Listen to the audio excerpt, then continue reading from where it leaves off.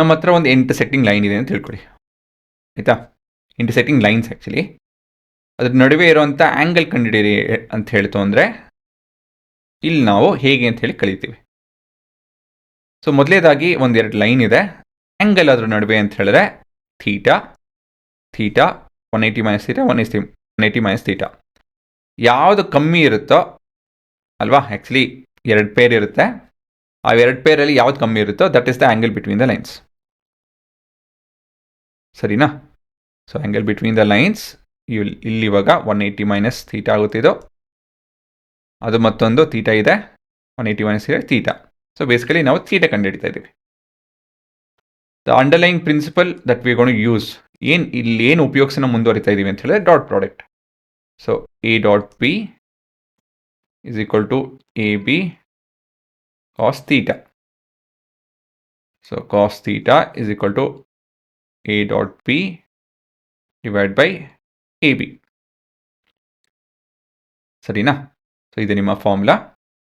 ಮತ್ತು ಮುಂದೆ what minimum information will we be given, ಏನು ಕೊಟ್ಟಿರ್ತಾರೆ ಅದರಿಂದ ನಾವು ಹೇಗೆ ನಮ್ಮ ಆ್ಯಂಗಲ್ ಕಂಡುಹಿಡಿಬೋದು ಅಂತ ಹೇಳಿ ಇಲ್ಲಿ ನೋಡ್ತಾ ಇದ್ದೀವಿ. ನಮಗೆ ಈಕ್ವೇಷನ್ ಆಫ್ ದ ಲೈನ್ಸ್ ಕೊಟ್ಟಿರ್ಬೋದು, ಇಲ್ಲ ಅಂತ ಹೇಳಿದ್ರೆ ಕಾರ್ಟೇಷಿಯನ್ ಫಾರ್ಮ್, ಡೈರೆಕ್ಷನ್ ರೇಷಿಯೋ, ಇಲ್ಲ ಅಂತ ಹೇಳಿದ್ರೆ ಇವನ್ ಡೈರೆಕ್ಷನ್ ಕೊಸೈನು ಕೂಡ ಕೊಡ್ಬೋದು. ಇದೇನೇ ಕೊಟ್ಟರು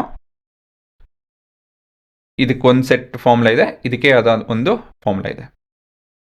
ಸೊ ಹುಡುಗರ ಆ್ಯಂಗಲ್ ಅಂತ ಹೇಳಿ ಬಂದಾಗ ನಮಗೆ ಡೈರೆಕ್ಷನ್ ಮಾತ್ರ ಸಾಕು ಅಲ್ವಾ.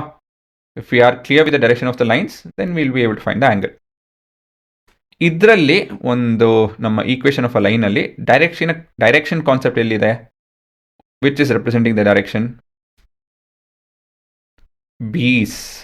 ಇಲ್ಲಿ B1 B2 ಇದೆಯಲ್ಲ, those are your direction related. ಸರಿನಾ? They define the direction.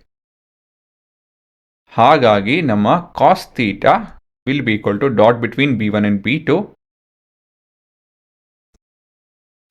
dot product between them divided by the magnitude of B1 and the magnitude of B2. ಇದು ಪೂರ ಮ್ಯಾಗ್ನಿಟ್ಯೂಡ್ ತೊಗೊಬೇಕು ನಾವು. So that's your answer.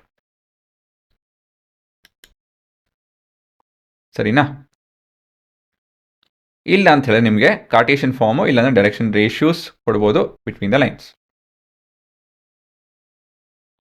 So direction ratio ಇಲ್ಲಾಂದ್ರೆ Cartesian form, ಇಲ್ಲ ಅಂತ ಹೇಳಿದ್ರೆ direction cosine ಕೂಡ ಕೊಡ್ಬೋದು. ಈ ರೀತಿಯಲ್ಲಿ ಇರಬೇಕಾದ್ರೆ cos theta will be equal to A1 A2. ಜ್ಞಾಪಕ ಇಲ್ಲಿನ A1 ಮತ್ತು B1 C1 ಇದೇ ಬೇರೆ. ದಿಸ್ ಆರ್ ವೆಕ್ಟರ್ಸ್, ಇದು ನಂಬರ್ಗಳು ಇವೆಲ್ಲ. ಸೊ ಆ ವ್ಯತ್ಯಾಸ ಮನಸ್ಸಲ್ಲಿ ಇರಲಿ, ಕನ್ಫ್ಯೂಸ್ ಆಗ್ಕೊಡೋದು ನೀವು.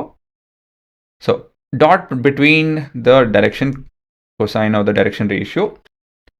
ನಿಮ್ಮ ಡಾಟ್ ಪ್ರಾಡಕ್ಟ್ ಎಲ್ಲ ಚೆನ್ನಾಗಿ ತಿಳ್ಕೊಂಡಿತ್ತು ಅಂತ ಹೇಳಿದ್ರೆ, ವೆಕ್ಟರ್ಸ್ ಟಾಪಿಕ್ಸ್ ತಿಳಿಯಿತು ಅಂದರೆ ಇದೆಲ್ಲ ಸುಲಭ ಆಗುತ್ತೆ. ನ್ಯೂಮರೇಟ್ರಲ್ಲಿ ಈ ರಿಸಲ್ಟ್ ಬರುತ್ತೆ.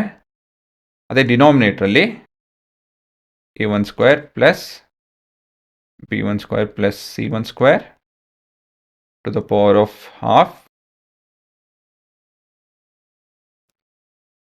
Into A2 square plus B2 square plus C2 square to the power of half. ಇದ್ರ ಮ್ಯಾಗ್ನಿಟ್ಯೂಡ್ ಈ ಪೂರ ರಿಸಲ್ಟಿನ ಮ್ಯಾಗ್ನಿಟ್ಯೂಡ್. ಆಯಿತಾ? ಸೊ ಇಲ್ಲಿ L1 L2 plus M1 M2 plus N1 N2 ನಿಮ್ಮ ಡೈರೆಕ್ಷನ್ ಕೊಸೈನು ಕೂಡ ಸಬ್ಸ್ಟಿಟ್ಯೂಟ್ ಮಾಡಿ ನೀವು ಕಂಡುಹಿಡಿಬೋದು. ಸೊ ಇದರಲ್ಲಿ ಪಾಯಿಂಟ್ ಏನಪ್ಪ ಅಂತ ಹೇಳಿದ್ರೆ dot product, that's the fundamental aspect. ಸರಿನಾ? ಅಷ್ಟೇ. ಪಾಸ್ ಮಾಡಿಕೊಂಡು ನೋಡ್ಕೊಳ್ಳಿ, ಬರ್ಕೊಳ್ಳಿ.